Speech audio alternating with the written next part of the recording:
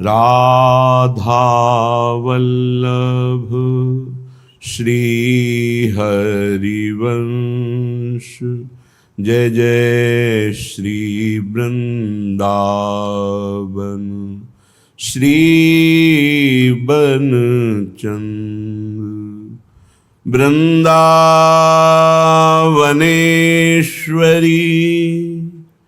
तवैव पदारविन्दं प्रेमामृतैकमकरन्द रसौघपूर्णम्। हृद्यर्पितं मधुपते स्मरतापमुग्रं निर्वापयत् परम शीतलमाश्रयामि। परम शीतलमाश्रयामि। जय हरिवंश जय हरिवंश जय हरिवंश। जय जय श्री हरिवंश। जय जय हरिवंश जय हरिवंश। जय जय श्री हरिवंश। जय हरिवंश जय हरिवंश जय हरिवंश। जय जय श्री हरिवंश। जय हरिवंश। जय जय श्री हरिवंश। जय हरिवंश जय हरिवंश जय हरिवंश। जय जय श्री हरिवंश।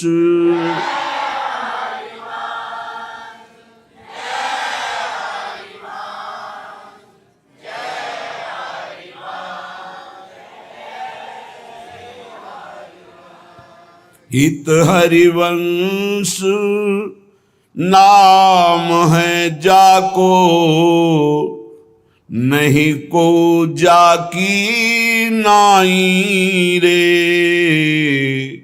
गुण गंभीर गुसाई रे, मेरे गुण गंभीर गुसाई रे। हित हरिवंश नाम है जाको, नहीं को जाकी नाई रे। मेरे गुण गंभीर गुसाई रे। जो रस महा विष्णु नहीं पावत, सो रस नदी बहाई रे। महाविष्णु के मन नहीं आवे, निगमागम की कौन चलावे। शिव श्रीपति यद्यपि ललचाही, मन प्रवेश तिन्हु को नाही।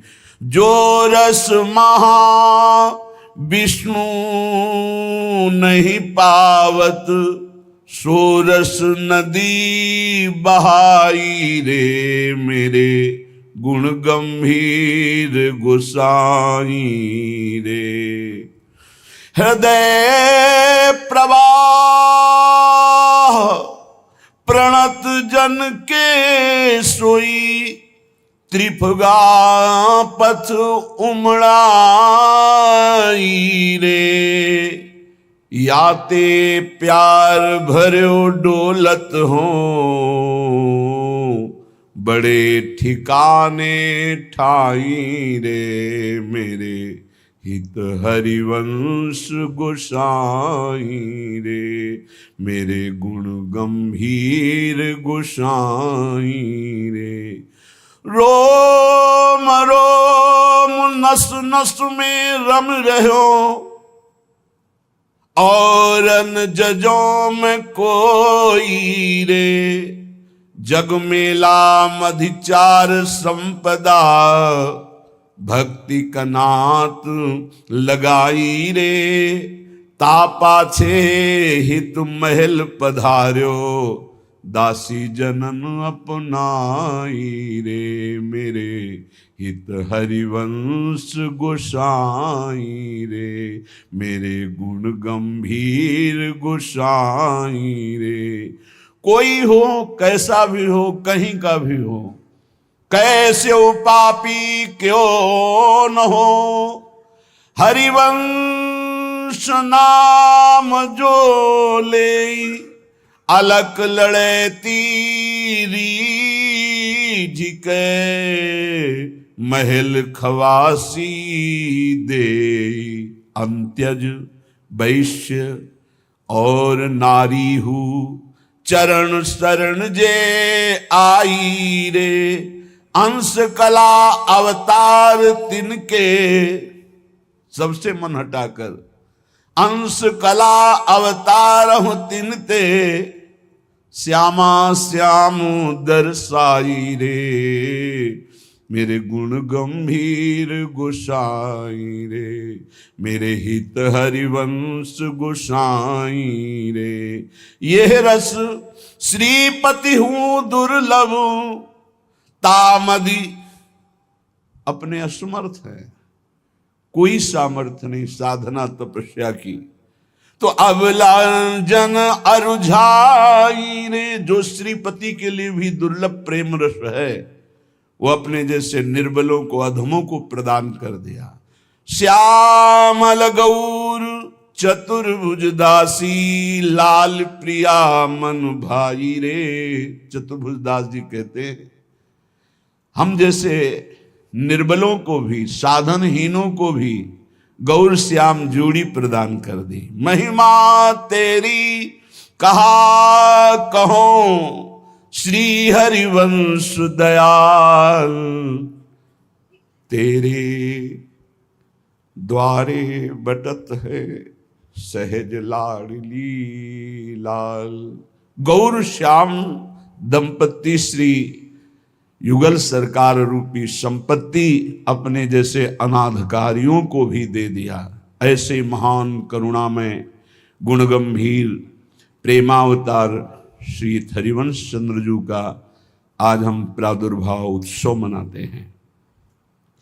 पूर्व प्रसंग कल चल रहा था, श्री परम पावन करुणामय समस्त शास्त्रों के ज्ञाता, विशेषकर श्री राधा मोहन जी के चरणारविंद की रति को प्राप्त और ज्योतिष में अद्भुत अद्वितीय विद्वान श्री व्यास मिश्र जी, जिस समय बादशाह ने कहा मुझे आगरा जाना है, तो आपने कहा मैं नहीं जा सकता हूं, क्योंकि हमारी अर्धांगिनी गर्भ से है और उनकी देख रेख सेवा के लिए हमें उपस्थित रहना अनिवार्य है। उनका चलना तो आपको अवश्य पड़ेगा, क्योंकि आपके बिना हम बाहर यात्रा नहीं करते। आप हमारे राजगुरु हैं, ये हमारी विनय है कि आपको चलना पड़ेगा। जब वापस लौट कर घर आए तो फिर चर्चा की, तो साथ में बहुत से विद्वज्जन महाभागवत जन भी रहते थे। उनका भरण पोषण व्यास मिश्र जी के द्वारा ही होता। संगोष्ठी हुई, उसमें निर्णय हुआ कि बहुत सुंदर रहेगा यदि तारा रानी गर्भवती हैं और इनको संपूर्ण ब्रज लीलाओं की दर्शन कराए जाए, तो इसका गर्भ पर बहुत सुंदर प्रभाव पड़ेगा। और आगरा का मार्ग भी वही है दिल्ली से, ये बड़ा अच्छा माना गया। तुरंत सूचना दी कि हम आपके साथ चलने के लिए तैयार हैं, पर हमें अनुमति हो, हम अपने आराध्य देव की ब्रज लीला की स्थलियों में दर्शन करके ही आगरा चलेंगे। सहर्ष बादशाह ने स्वीकृति दे दी। बहुत से सैनिकों की विविध टुकड़ियों के साथ बादशाह जैसे अपनी पोजीशन से चलता है वैसे वो, और स्वयं राजा महाराजाओं की तरह वैभव व्यास मिश्र का भी था, साथ ही चले। बादशाह ने ब्रजमंडल के बाहर बादग्राम के आगे अपना शिविर लगाया और कहा, आप अपने आराध्य देव की ब्रज स्थलियों का दर्शन करके आइए, यहीं से फिर साथ चलेंगे। भगवत इच्छा से प्रेमावतार हित सजनी स्वरूपा बंशी स्वरूप महाप्रभु लीला से 9 महीने हो गए थे तारा रानी की गर्भ में विराजमान। 9वां महीना पूर्ण हो चुका था। ब्रजलीला स्थलियों का दर्शन कई दिनों तक किया।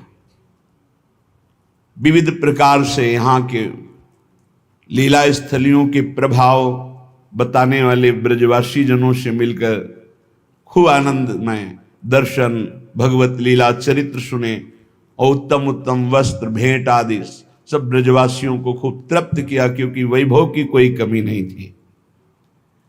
जिस समय श्री व्यास मिश्र ब्रज दर्शन कर रहे थे तो बसंत ऋतु का प्रभाव छाया हुआ था।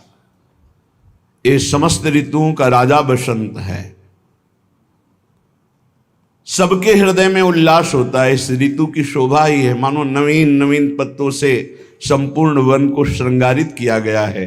नवीन नवीन पुष्प, नवीन नवीन फल, कोकिला कुहक रही है, भौरे गुंजार कर रहे हैं, मोर नृत्य कर रहे हैं, सुख सारिका प्रिया प्रीतम का यशोगान कर रहे हैं। ये ब्रज है।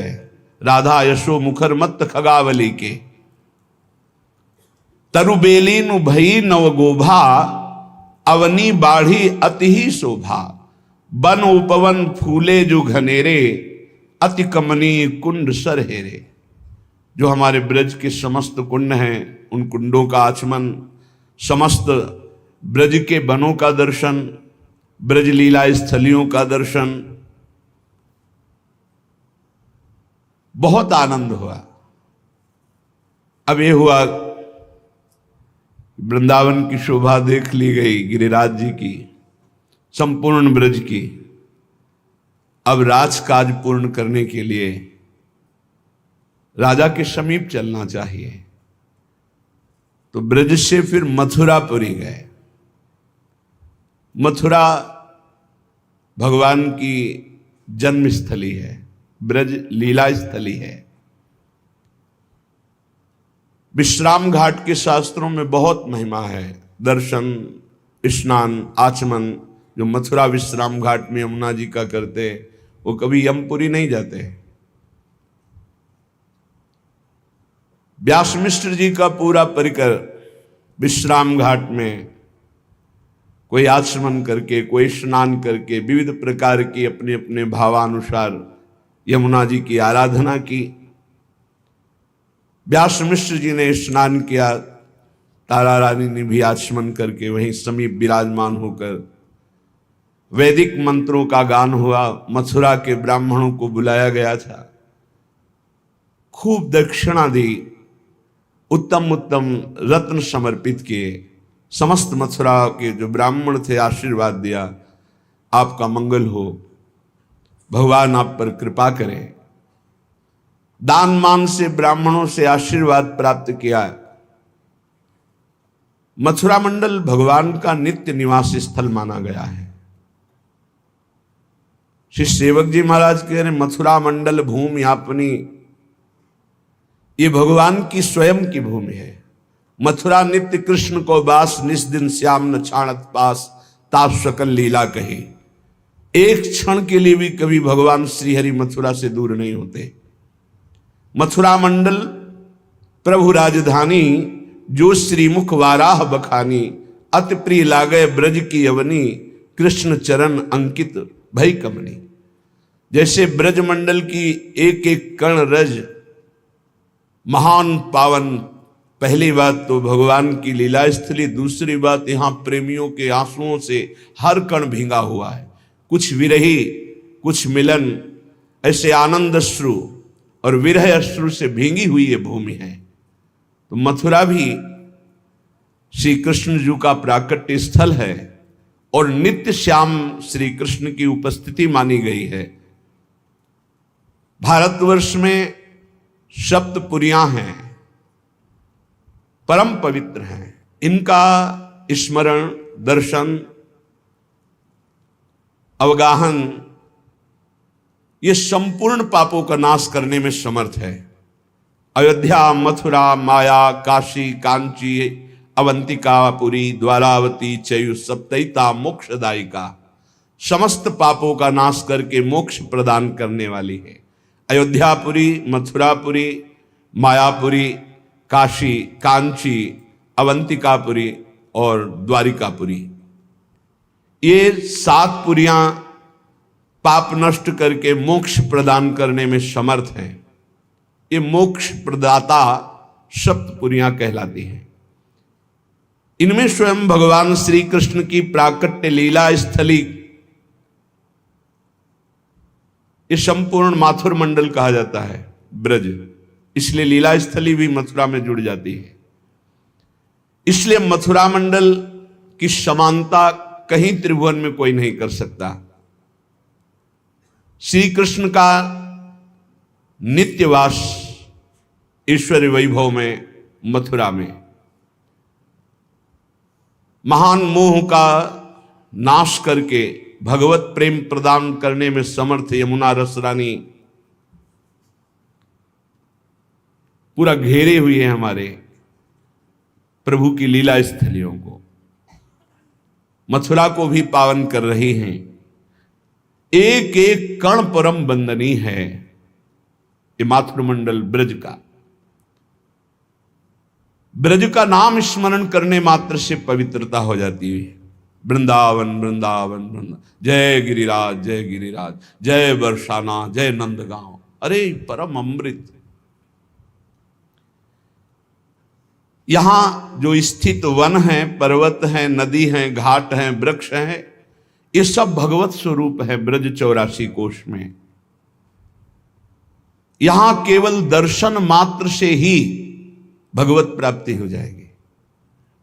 श्रीपाद प्रबोधानंद जी ने पीछे वर्णन किया, जो हमारे वृंदावन आ गया, एक बार प्रसादी पुष्प सूंघ लिया, एक बार ठाकुर जी को साष्टांग दंडवत कर लिया, एक बार माथे पे रज लग गई, वो कभी नरक नहीं जाएगा।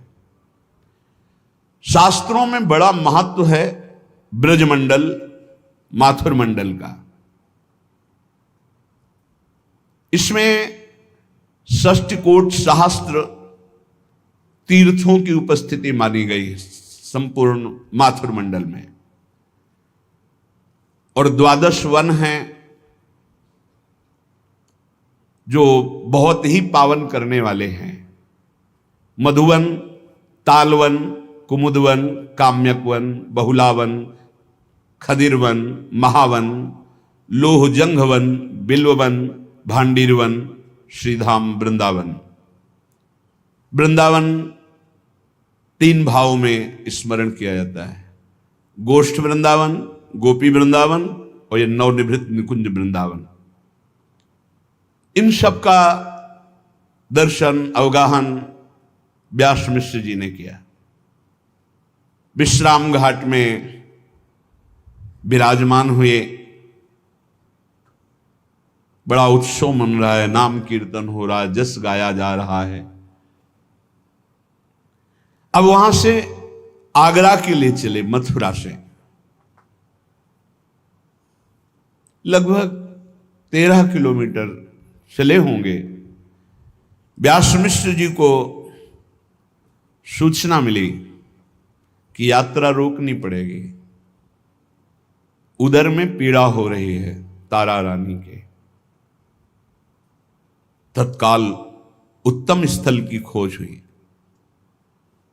बादग्राम को बिल्कुल छूता हुआ ही विशाल कुंड है, और बहुत विराट वटवृक्ष जहां छोटा आज वट वृक्ष है वहां विशाल वट वृक्ष।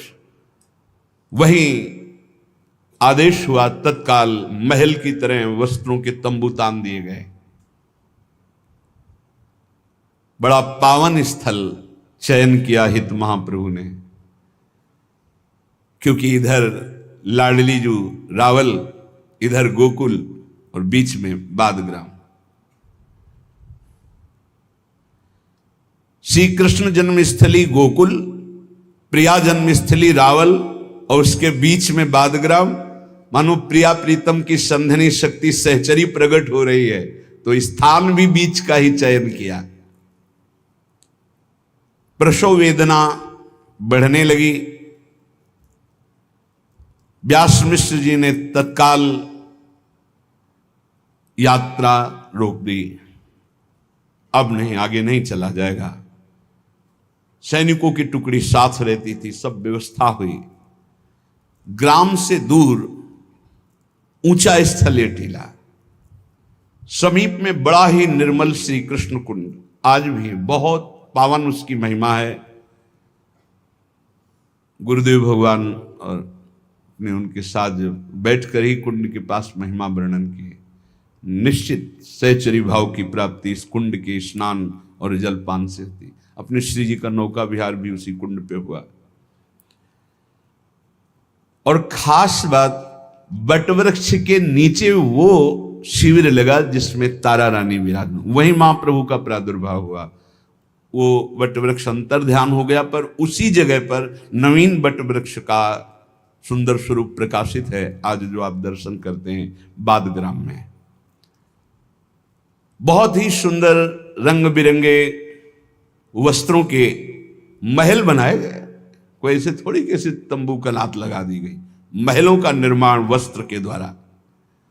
सात्विक वृत्ति वाली सैकड़ों हजारों दासियां सेवा में, कोई ऐसा थोड़ी कि 2-4 लोग। श्री व्यास मिश्र जी ने तत्काल अपने निज जनों के साथ, कुछ बहादुर सैनिकों के साथ सूचना भेजी।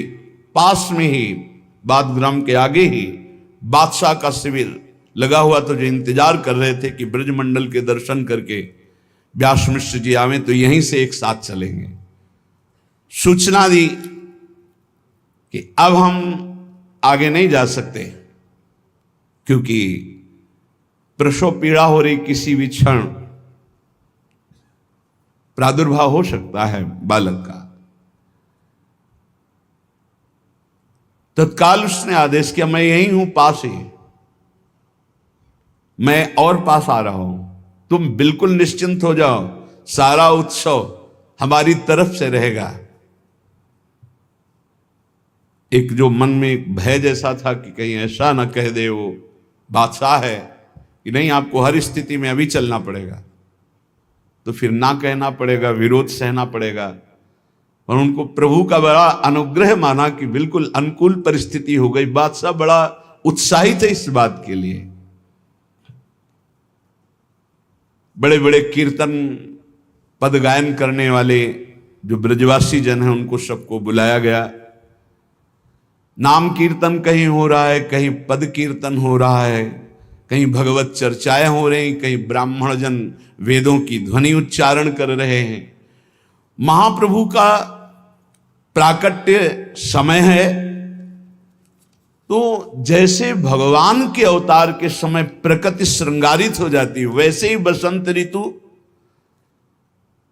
निर्जल सजल सरोवर भये, उखटे वृक्षनि पल्लव नए,